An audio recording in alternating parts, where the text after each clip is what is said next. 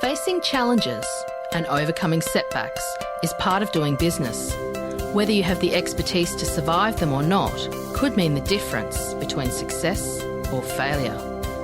Welcome to We Are Women, featuring revealing conversations that provide invaluable insights into the success secrets of female masterminds. A must listen for every entrepreneurial woman.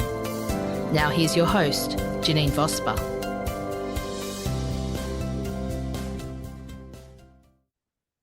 Good morning and welcome to this episode of the We Are Women podcast. I have the fabulous Carmen Setterino with me all the way from cold and freezing Melbourne. No, we were chatting about it beforehand, and for those that listen regularly know that I'm based in Brisbane, and we're freezing up here as well. It's winter here, and I'm not sure when this goes live, but today, as we're doing the interview, it's a cold day. But that's just me getting my little whinge out this morning, because that's what us Queenslanders do. If anything goes under 15 degrees, we really notice it. After my rambles, Carmen, welcome to this show. Thank you, Janine. Now I do have to come back, don't I? Because I am in Melbourne. It is a lot colder. So I think our top is about 13. Our highest temperature today will be 13 degrees. I'm not actually sure what the lowest is, but it's quite icy.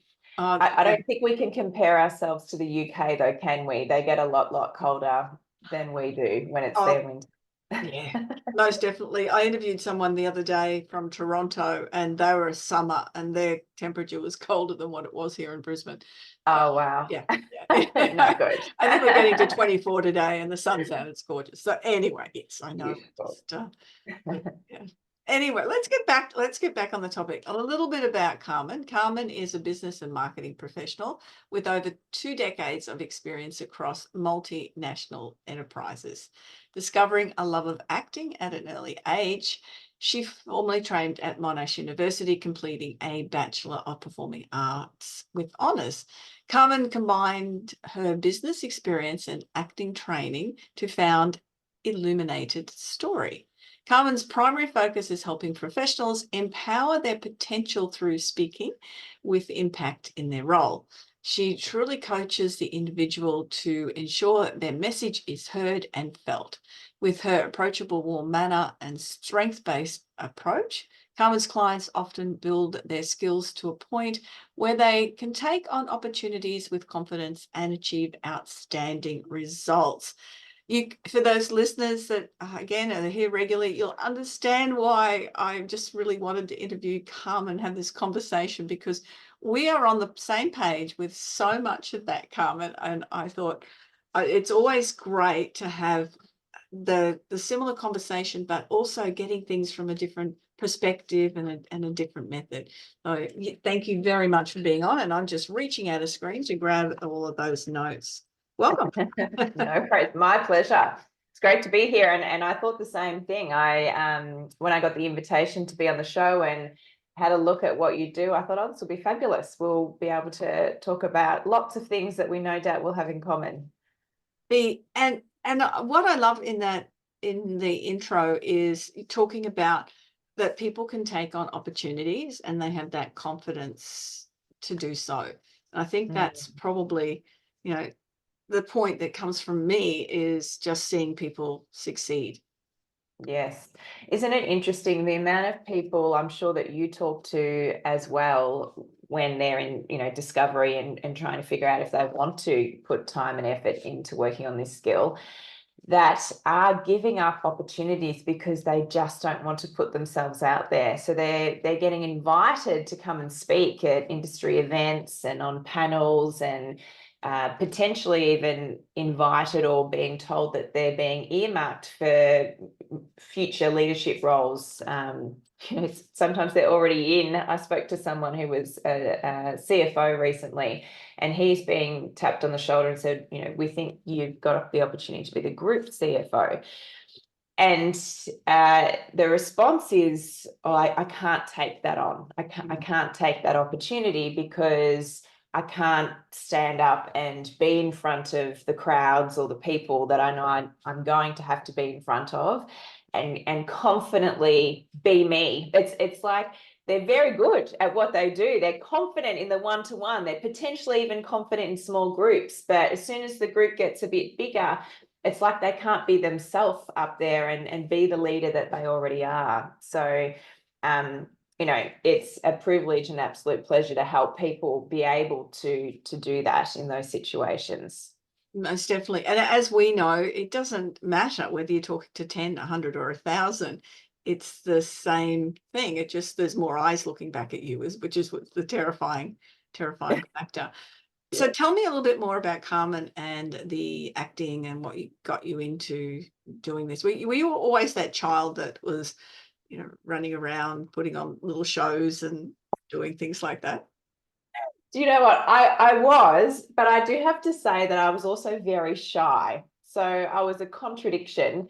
I definitely was making up dances in the lounge room with my girlfriends when we were, you know, little, and my parents had to watch our shows over and over again. And the Christmas concerts happened, and I was the organizer of all the kids at the Christmas gathering and the cousins that you don't see very often. It's like, no, you're going to be great. Let's do these Christmas carols and we're going to perform for everybody. So I did do that, but I was in a local theatre company when I was quite young, in, you know, grade 2, I think about 8 years old. And the company put a show on for the school that I went to. So I was out of school that day performing on stage for the school. And I'll always remember my parents said that the teachers afterwards said to them, I cannot believe that's Carmen. She's the quietest kid in the classroom. You know, she'll do her work, she'll listen, and she just doesn't want to be center of attention. But then she's up on stage playing this big role and, you know, in front of thousands of people. So yes, I loved it. I found a love in that. And for me, because I was playing somebody else up there, it didn't matter that all the eyes were on me. Whereas in the classroom, if they got me to stand up the front, I was quite shy, and I would get through because I had the skill set from learning it in acting. But I didn't love all of the eyes on me in that situation, interestingly enough. Yeah, that is interesting, but that it's not actually surprising. I hear it, you know, I've read a lot of biographies from actors, and they're very much in that same space. It's if they can put on a show, put on somebody else's suit, then they have no trouble performing. Yes, exactly. I've heard the same thing from you know, actors that are interviewed, and it's interesting as well because you'll see some actors being interviewed who are obviously deep introverts and they're not comfortable in that interview situation, but put them in front of the camera in, you know, as a character, or put them on stage and they're absolutely brilliant. So yeah, it is interesting, isn't it? It's interesting that they don't step into a character in an interview situation, isn't it? I'm thinking of Harrison Ford. That was the first person that popped in my mind when you were talking about that. And I've seen him, people try to interview him over the years, and he's awful. It's got one syllable answers. And you wonder whether it's nerves or he's just being difficult, or he, you know, you'd think then if it is nerves, why not put themselves into it and imagine that they Yeah, you're right. I agree. I remember when I hit the workplace, and I'd been in this large multinational company for a couple of years and then got promoted into a state role where, again, I was going to have to be at the front of the room delivering classroom training at the time. And I remember the first time I was put out, and the lady I was with was like, you just do this part because, you know, you'll be fine. Just say whatever.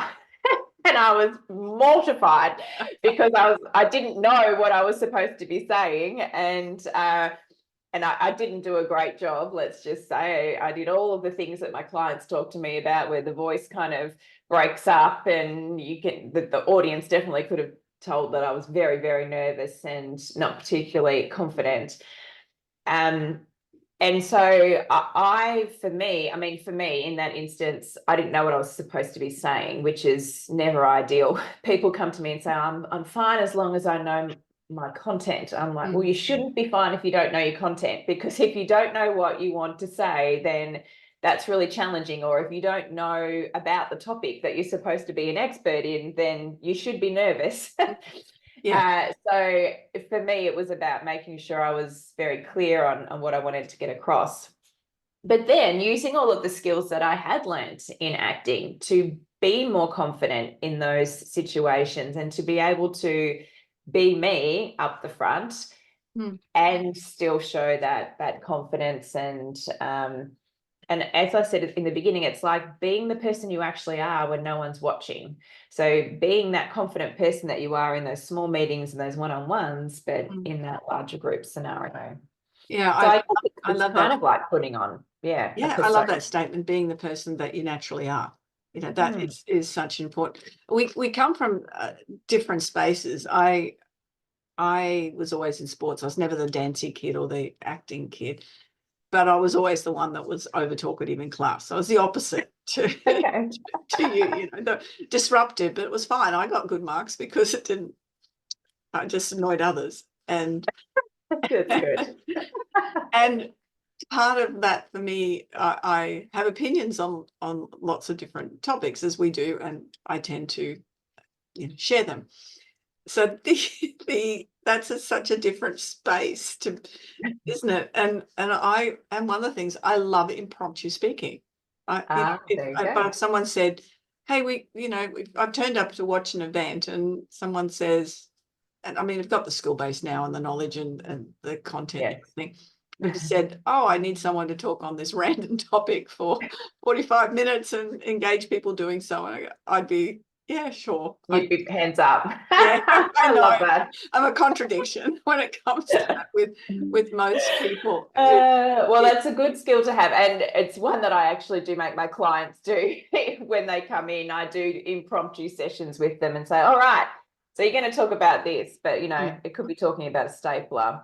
And I don't make them talk for 45 minutes. So I would love to see you do an impromptu for 45 minutes. That's very impressive. You'd have to keep them entertained. I have done them from up to 10 minutes in different groups where, and they've given me random topics and I have to combine 3 random topics together as a challenge. Okay. Yeah. See, I see that as like theatre sport. I used to do that, in university. And what's the word? It's theatre sport. Yeah, so you're given, you have to make up a play basically on the spot, and everyone's ad-libbing and impromptu, and it is fun and it is a challenge. And I think it's good to put yourselves in those sorts of scenarios in a practice, I would say, for the type of clients I see. I would not make them do it in front of their people or in front of the market, but in a practice scenario, it's a great muscle to build, isn't it? To be able to do that, so that, and it happens, in business, you're asked, you say, "Hey, can you come into this meeting in 5 minutes and just give an update on X, Y, Z?" And you've got to be able to respond in those moments and come across as the expert you are. So yeah, it's definitely a great skill to build. And I don't know about you, but I find a lot of clients come to me and say, when I go to speak on my feet, my brain goes blank. I don't know what I'm going to say. Yeah. Yes. So I totally agree. It's a great muscle too, and I get them to do a fair bit of impromptu speaking when we're doing training as well, because it's such an important aspect. And I've got someone I'm working with at the moment who really struggles with general conversation. Yes. What do you Okay. call it? So being able to engage just in meetings and no, it wasn't even networking, just social conversation. And okay. yeah, with friends. It is, and he's traveling at the moment. And my suggestion was, have a list of questions, because if you are a listener, that's fine. But there's nothing worse than a listener who doesn't contribute. Think of some questions you might ask, and then at least people will think you're interested in them. Yes. But yeah, it's a big struggle for him, and he's lost out on major. He's a resident specialist and missed out on becoming a specialist because of not being able to communicate. So it's really important, isn't it, to be able to communicate well with Oh, on all levels. yes, it is. It's so important. And you'll even see, and I've had, so sometimes I go in and work with corporate groups as well, and you'll have people within the group comment that sometimes they'll say, I didn't really want to come to this session, and I'm so glad I did. And I do recognize how important this skill is, because I've seen people get promoted above me who I know I'm better than. Yeah. But they are just a good speaker. They can engage with people and at all levels. As you said, it's the chit chat in the hallways.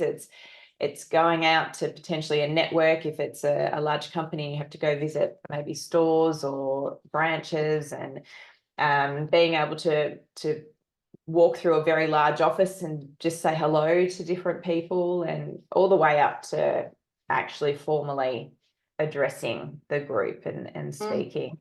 I remember in the large business I worked for, there was one of our senior leaders. He would be so focused. So once you got to know him, you realized that he was just so focused. But if you didn't know him very well, or if you're a junior, you'd walk down a hallway with him and he wouldn't acknowledge you at all. So he'd just walk straight past you. And in the end, let's say his name was Paul, it wasn't, but let's say his name was Paul, I'd sort of we'd walk past and I'd say, hi, Paul, how are you today? And he'd be like, oh, sorry, yes, no, yeah, how are you? But that's because I got to know him and I was senior in the end, so I was very confident to do that. And I'd call it out because I wanted to point out to him that, and I knew others would say, oh, it's really scary when I walk past Paul. Because he doesn't even say hello, he doesn't acknowledge me, he must think this, that, or the other about me. So isn't it interesting also what you're communicating when you're not even saying anything? Yeah, and that is incredible, but it's also people's perception. So this is something I find really interesting when you're working with up and coming speakers, is they'll focus on that one person in the audience who was a Paul, who was probably paying attention, but they didn't acknowledge, rather than the other 10 that are nodding and engaged, that they'll just be focused on that one person. Yes, they absolutely do. And I normally respond with some of my stories, because I've had, and I'm sure you have had those people in your audiences when you're speaking as well. There was this one man in a group that I was talking to, and he was looking at me like this, like from the front of the room. So for those that are just listening and not watching the video, I'm not very good for radio, am I? Carmen's got a head on her side, and Carmen's a very attractive lady. It's not a very attractive look that you gave then, Carmen. It was pretty aggressive. It was teeth showing. A screwed up face. He looked a mixture of confused and a bit angry with me. And so I had one of those sort of out of body experiences where you keep talking and you're saying all the things you're supposed to be saying, but in my brain I'm thinking, what am I saying that is causing that face? Even though the rest of the room all looked fine. And it was a full day session, so there was a break at one point, and in the break I had the opportunity to go and speak to him, and I said, oh, hi, how are you going? How are you finding the session today? And I'm going to do the face again for those of you who aren't watching and just listening. He said, it's very interesting. And so he had that same face while he said to me something quite positive. And then I realized that was his concentration face. Yeah.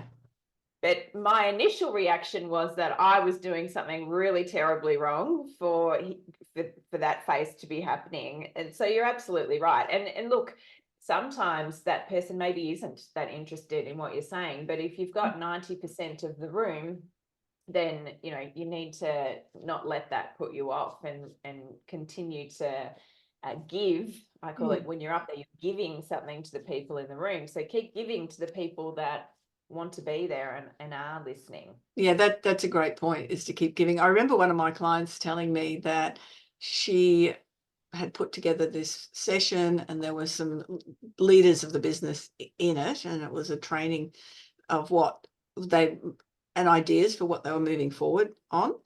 Mhm. And there was one of the senior managers in the front row fell asleep. Now, I've had people fall asleep also, and you're nodding too, so it happens.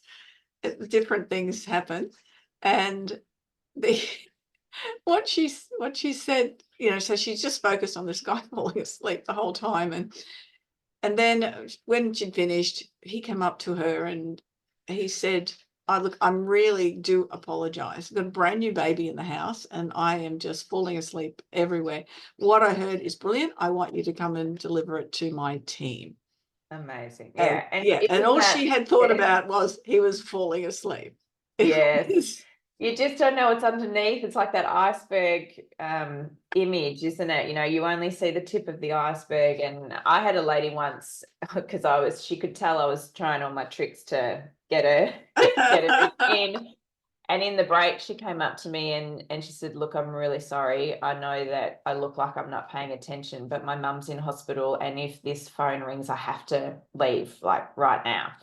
And I was like, "Oh my goodness, you know, no problem." So you just don't know what's going on for someone, do you? No. And we make it about ourselves straight away. It's like, what am I doing? What's wrong here? But it's actually not about us. It's not about you. It's about whatever's going on for that person that you just don't know about. And that leads into such an important factor. It's about the audience. So get over yourself. I ran a workshop recently. It was very much focused on getting what's the message to the audience. And I gave them really weird topics, and I chose one as a demonstration. It was about how bees are disappearing, but I gave them really weird topics that was not on their usual thing. And to work with what would be the audience, that audience needing that information for why would they be bothered listening? And I bet you find this all the time. People focus so much on content that they forget about, hang on, look at, especially if you're working with professionals, I'm the expert in the room. Let me show you how smart I am. And that's nothing wrong. It's just everyone I find does that rather than going, here's the audience. This is what the audience needs to hear. Yes, I find myself saying a lot. I say, "Okay, that's really interesting. And so do you think they need to know that?" There's a lot of, "Do you think they need to know that? Do you think they need to?" So for this, you said this was the purpose though. Do you think they need to know that? Yeah. Oh, probably not. No, they don't. That's a great question, and I'm going to steal it. I'm sorry about that. No, you use it. Definitely. That's such an important aspect. It's Yeah. about the audience. It's not about you. It is, and it can make the difference between a great speech or presentation and an okay one or an average one. So what I normally use, the analogy I'll say to my clients, okay, so because I make them do a lot of pre-work about the audience and a lot of thinking and answering a lot of questions, and I'll say to them, "I know this is boring and it seems simple, but this is like one of those 1%ers that's going to separate you from other people. Because if you were a pilot flying a plane and you just flew 1 degree off course for the period of time that you were flying, you'd land in a very different spot to where you were supposed to, weren't you?" Yes. Okay, well, that's the same with this. If you don't consider your audience the whole time you're creating your content, then you might just land just slightly off course. It's not going to hit them, and it's not going to make them feel what you want them to feel. And therefore you might be okay still, but you're not going to be great. That, yes, we're so much on that same page with that. Because it is, it's, why would you even be in the room doing what you're doing if it's not about the purpose and the message that you want to get across? Yeah. What you want people to take away. Exactly. Sometimes your key points might not change that much. I remember I had a man years ago who he was very senior in a packaging company. And so he was asked to speak at industry events on recycling and plastics and packaging. And then he was also asked to speak at primary schools. And when he came to me, he's like, "So I just need you to help me to build the one talk, and I'm going to do it at both." I was like, "Oh, wow, okay." I said, "Oh, do you think primary school kids and business professionals understand the same terminology?" "Oh, probably not." "Okay. Do you think they've got the same interests?" "No." "Okay. All right." So I said, your key points might be quite similar. They might not even change, but the way you're going to deliver this and how you're going to bring it to life should change significantly for you to spark the interest of those two different groups. I said, so which one do you want to work on first? And he chose the primary school kids, which was great because we had so much fun trying to make it interesting and fun for them. Yeah. And then he straight away could see through how we brought that to life and the storytelling and the ways you explain things. And, you know, we could pick on the parents in that type of talk as well and say, you're probably better at recycling than your parents, aren't you? You know, and he lit them up and they were laughing and they were engaged and they remembered his message. If he had have done the business conference version, you can imagine, can't you? It's it reminds me. I went on one of my son's school camps when he was in grade 5, and it was on an island off Moreton Bay, and it rained the whole week, and so we had to find different things to entertain. I was teaching aerobics at the time, and I had taken some music with me, and we did Susie the Sausage multiple times with all the actions and dancing and everything. But it was right for that audience. You know, I would not use that in my normal presentations. I would like to see you do Susie the Sausage in a serious business. It would be, I think that would be interesting. But what that leads into, both of us have probably told half a dozen stories already. Yes. And it's the relevance of those stories that is important, isn't it? You know, people find stories interesting and they remember those stories. They remember them. That's right. I know. And most professionals now know that storytelling is important. They're like, yep, got to do storytelling. And then they'll think, I'm not a very good storyteller. And you'll say, you will have thousands of stories from your lifetime that you could tell that are great stories, I'm quite sure. It's about picking the story, as you said, that's relevant to the point you want to make. Because I'm sure you've seen on the flip side, some speakers or professionals who actually love it. Like you said, you know, you loved being up in front of others, and there's definitely lots of people like that too. And they'll tell 1,000 stories, but it's not actually helping their point. What was that about? Or they don't finish the story. No, but you're right. Stories really stick because they help engage both sides of our brain, and the person that's listening gets to make it their own, don't they? They hear it through their own lens and see their own characters and create their own world while you're feeding the words into their brain. So and it builds up that connection and that rapport with people. Go, oh yeah, that's just like me. And that's really what you want to be able to create with a story. I was working with a client recently, and very much a C or a D in the DISC profiling.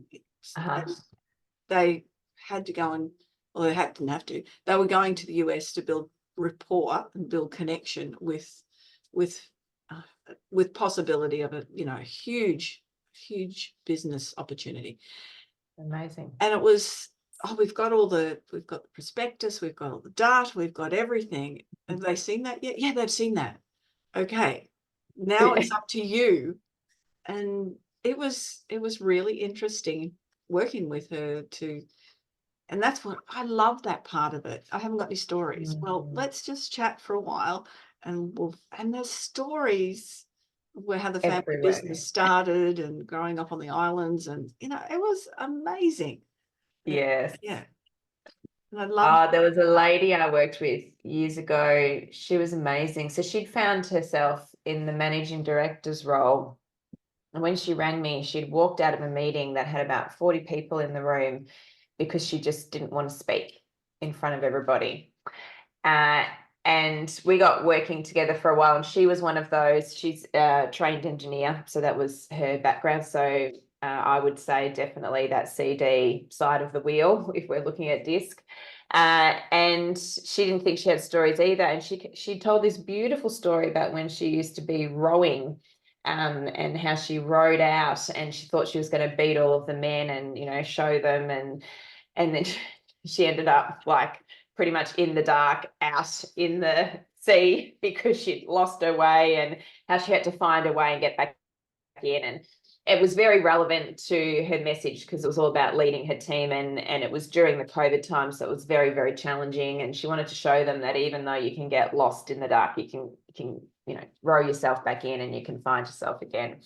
And she would be telling the story, and some of the other members in our group were listening, and she'd say, "Oh, is it any good? Like, I'm just not very good at storytelling."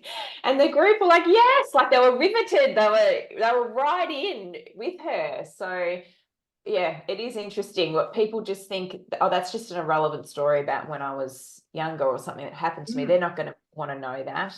And there's so much gold in there, isn't there? Yeah, one of the things that I encourage people to do is just find the story every day in general things. You don't need to have jumped out of a plane and broken all your legs and, been years in hospital. And you don't need those sort of stories. They're brilliant. And if you can deliver them well, and I've heard them deliver very similar story to that, delivered very badly, and it could have been amazing. But there's just little things that happen on a daily basis that we don't recognize, or how can you build that out? And we have in the freeway here, and driving to a networking meeting, sometimes it might be heavy traffic and other times it might flow a bit easier. I've turned up and used that then as part of my pitch, depending on what's happening. I was driving here today and it was just bumper to bumper to bumper to bumper, and things keep stopping. And this is what I find when people are starting out in business in particular, they just keep hitting one little thing, challenge after another, and it feels like they're not getting anywhere. It's like that is, you can pull it from anywhere. It's just got to be looking for it. Yes. I remember once years ago, I came home from work and my son had a little play date with a little girl from school, and she left, and he said to me, "Mum, can girls be the captain of a ship?" And I said, "Yeah, of course they can." He's like, "No. Can girls really be the captain of a ship?" And I was like, "Yes, girls can really be the captain of a ship." And he's like, "No, seriously, like, are you sure? Can girls really be the captain of a ship?" And I said, "Yes. Why? Were you two arguing over who could be the captain? Why would you think that girls can't be the captain of a ship?" And he's like, "Well, there's no books with any girls as the captain. They're boys." And so that story I have used now on International Women's Day speeches because it blew me away at the time that he would even question that girls could do anything. But then I thought, but it was such an innocent comment as well. It was such an innocent, but it was just a fact. It was like, but they're not there. Like, so isn't it a boy thing? And yeah, I've used that, and you can just let those moments and stories fly by you and not realize how significant they can be. But it's been a brilliant story to use in some of the speeches I've made. No, I can imagine, and you can adapt it to that audience. And that's the thing again, coming back to the audience. What does the audience need to learn from the story? Yes, there's quite a few different things you can pull out of that one. And you're right, you've got to shift it depending on who you're talking to. Yes, the problem is that there are no books. Is one way to go, and this is what we come to believe, that girls are princesses and boys are captains of ships. Yeah, it's interesting, isn't it? And then, yes, if you're talking to a group of women about the imposter syndrome, this is what I do. It's true. Well, I've stood up in front of women and said, so if you're thinking about not standing up and not having a voice, then that's where you're going to stay. Like, because that example as well is that if you're not seen, if for him, he couldn't see women as the captains or hadn't seen them, so it wasn't true. So if you can't stand up and be a leader as a woman and we're not seeing that, then there's going to be less belief that it can be true as well. So yeah, there's many lessons and messages that can be pulled out of that story. And the point is, what we're talking about is hearing things or seeing things that then can be adapted.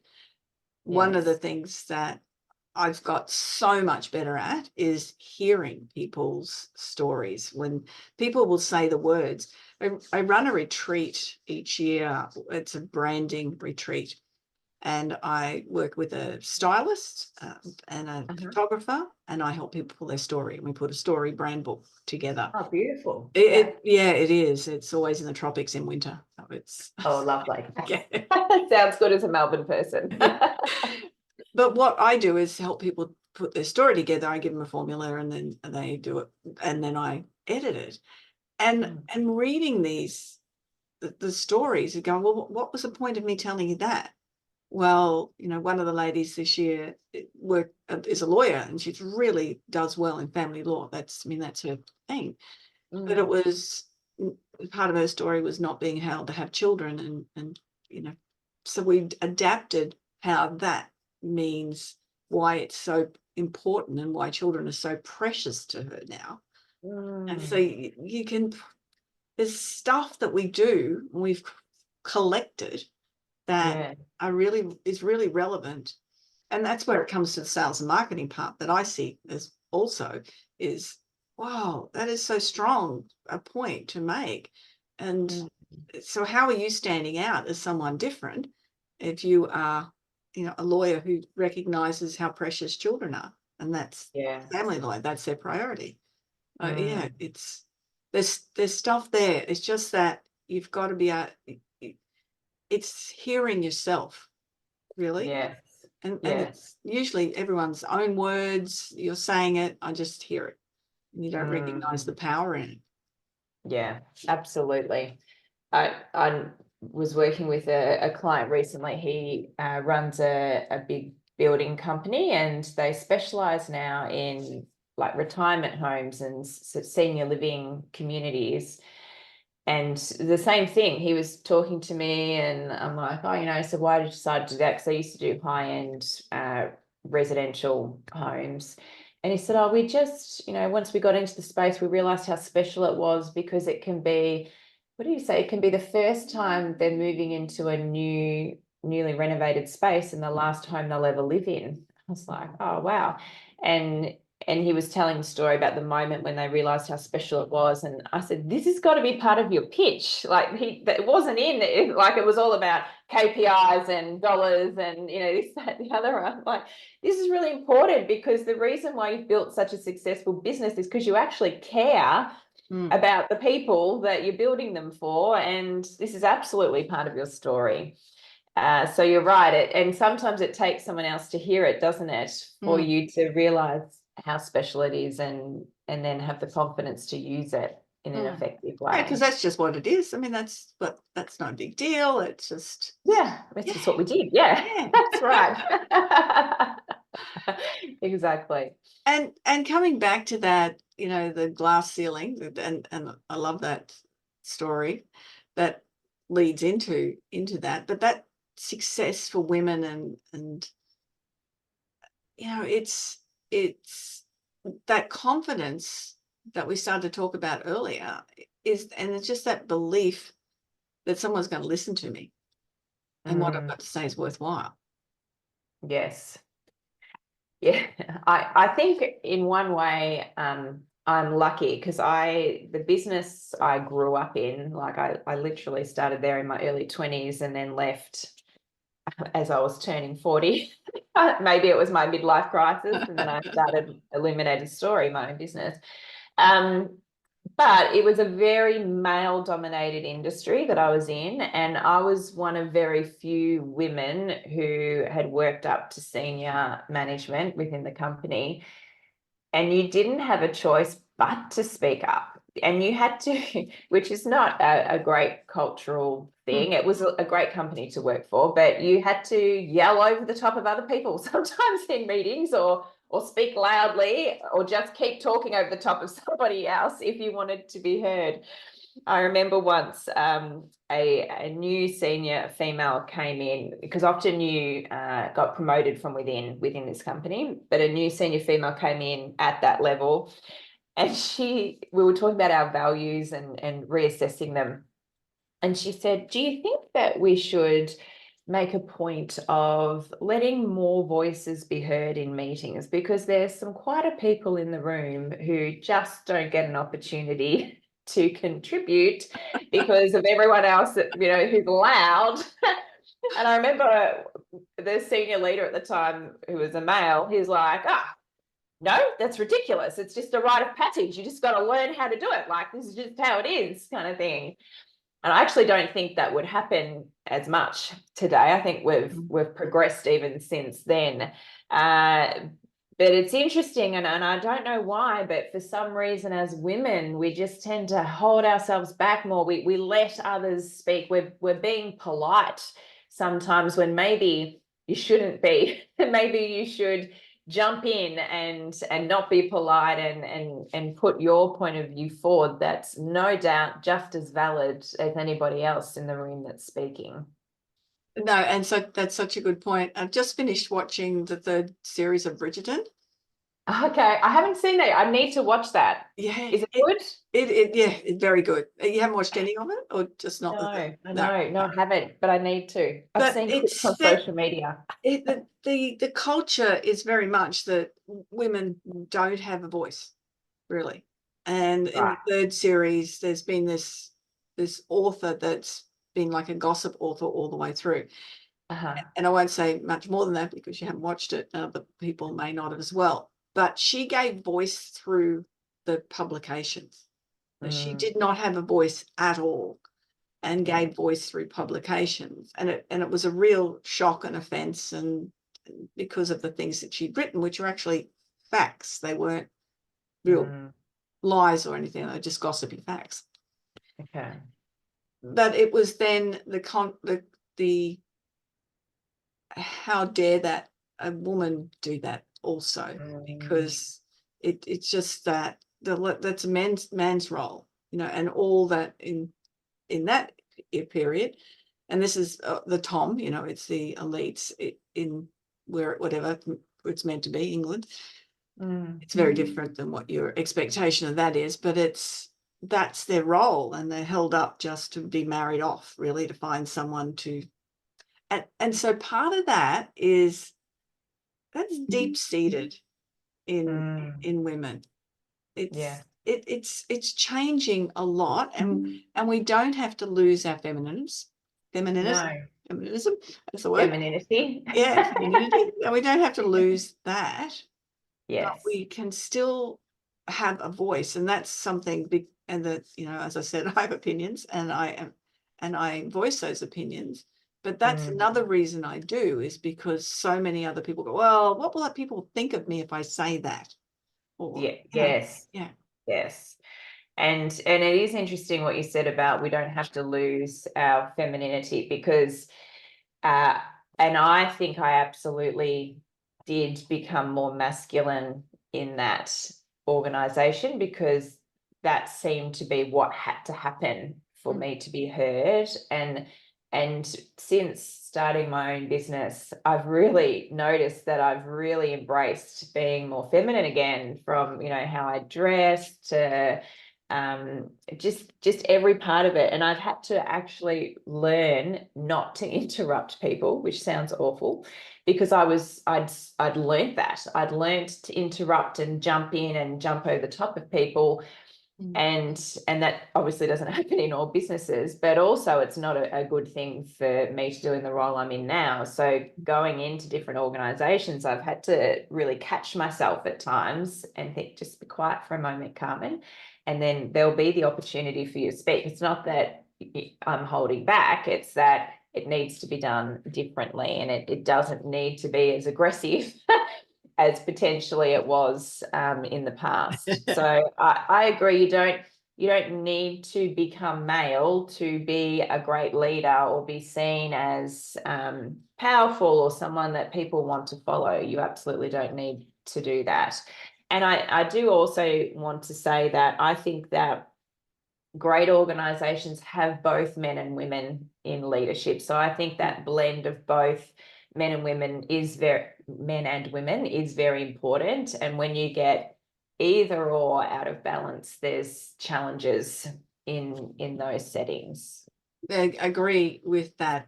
It's because everyone, but the men and women bring different energy, but Yeah, every individual brings different energy to a space as absolutely. well. And I know, and that's another point as well. And this is a concern for a lot of women. When you have a voice, it challenges others. Yes. So that's another reason, well, I can't have a voice but it does challenge others, and people who are very secure in themselves, that's not a problem if they see someone with a voice. But if it's someone who's not very secure in themselves, then that often can be a big challenge. Yes, yes. And it's hard when that person's more senior than you as well, if that's happening. One of the best lessons I ever got taught, and it was from my male manager at the time when I was first in a management role running a national team. I was listening to all these different senior leaders that were in operations. I was in marketing at the time. And I went to my boss and I said, oh, I just don't know what to do. Like, this person thinks I should do that. That person thinks I should do this. That one wants this. Like, everyone, I was listening to what everyone wants. And he said, well, it's your call, Carmen. So you get to choose which way you want to go. And not everyone's going to like it. But if you can stand behind it and have good reasoning for whatever you did, then they'll respect it. And I was like, oh, okay. I've got to get used to the fact that not everyone is going to like what I decide to do, and that's okay. Because it can still be the right call for the business, that's what's happening. Yeah, no, yeah, well done for him to do that. Yes. Well done you taking it up. And again, every time you say something, it triggers a story. I'm reading a book at the moment called Hale and Hardy, and it's about a veterinarian in the Dandenongs, I think that's where he's based. An Australian author? Yeah, it is. It's actually the author, veterinarian's a GP who moved there, but it's not, everything's not factual. But he had to judge the local Tiny Tots beauty contest and all these beauty contests, and he had all these parents abusing him because he had to choose one. You can imagine. Absolutely. I know a lot of teachers, so I hear lots of stories of parents ringing saying, my child should have been chosen for the lead role in this, that, or the other, or my child should have. Yes, I think I am a parent as well. So you're the most emotionally attached when you're protecting or thinking about or fighting for your children, and sometimes you've just got to take a little step back. Oh, they're not perfect. Okay. Exactly. I think we could talk for hours and hours. Yes. And hours. So many war stories to share as well.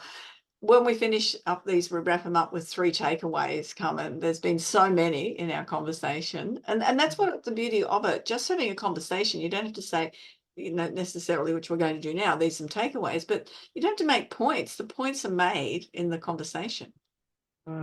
Yes. And for the people listening, take away those points. But there's some takeaway points now. Okay, so well, one takeaway, and I actually, as you said, we've had such a good conversation. I need to think back as to whether we've covered these. But if I was to give 3 sort of key nuggets big nuggets of advice, one would be, if you want to be a leader or an expert in your space, then you absolutely need to work on the skill of speaking. And as you would know, Janine, speaking is a skill. It's not something that you're just born with. So if you think, oh, I can't do that, or I could never do that, yes, you can. You can learn how to ride a bike. You can learn how to be a speaker. And just before you go on to the next one, Carmen, just on the reverse of that as well, the amount of times I see speakers who think that they can speak, but they haven't had any training to do so because they talk a lot, and then they blow it for themselves because you don't get asked back if you blow it the first time. That is so true. I've said that to a lot of introverts. I've said, there's a lot of confident people that come in as well who like talking, but what they're doing is not actually getting the outcomes that they want. So, there's still a skill set to learn there. Yeah. So true. Yeah. So the second point was being an introvert doesn't mean that you can't be a great speaker. There we go. So for all the introverts out there, remember that. And I'd just say as a last point that investing in the skill of speaking means so much for you. It gives you the opportunity to be able to convince the board of the direction you want to go in. It can bring in sales if you're in business. It can influence others and help them. You can inspire them to be better themselves in certain ways. And it absolutely lifts your own personal and professional brand. So, you know, both you and I are biased because we love this space and this is what we do. And it inspires me seeing my clients, and I'm sure you'd be the same with your clients, Janine, that I call it, so Illuminated Story came because I wanted to light people up from the inside. So they've already got the brilliance sitting inside them. It's about them being able to shine that out to the world and have other people see that and be inspired by that too. I love that. And that's, you know, imagine if we have a world where people feel like that on a daily basis because they're confident to be able to speak and to share their knowledge, their expertise, their story. It changes the world up, because then where people are so focused on what somebody else is doing wrong, they're just in themselves. And it changes energy. And that it's an amazing way to change the energy of a workplace culture for the individual and, you know, for the greater good of the community, I believe, because the more confident people that are just happy with their own space, the less negative there are also. Yeah. Carmen, how can people get in touch with you? You can go to my website. It's illuminatedstory.com.au, and you'll find me, Carmen Cettorino, on Instagram and LinkedIn. In fact, Illuminated Story is on Instagram. I do post on social media quite often, but I wouldn't call myself a social media queen. But you can find both Illuminated Story and Carmen Cettorino in those places. Excellent. And also the details will be on the show notes, so people will be able to find them. Thank you so much. That was a great way to start. We've recorded this on a Monday morning. I don't know when you're going to be listening to it, but it was a great way to start a Monday and the week. I've thoroughly enjoyed it, Carmen. Absolutely. Me too. Thank you so much for having me on, Janine. You are most welcome. And remember, if you are listening to this wherever you are, and you've got some questions about business or speaking or sales or anything that you're just not sure of, go to JanineVosper.com, book a strategy call. If I am not the best person for you, I'll be able to recommend somebody who will be able to help you achieve the results that you want. Have a fantastic day wherever you are in the world. And thank you for joining me on this episode of the We Are Women podcast. Bye-bye for now.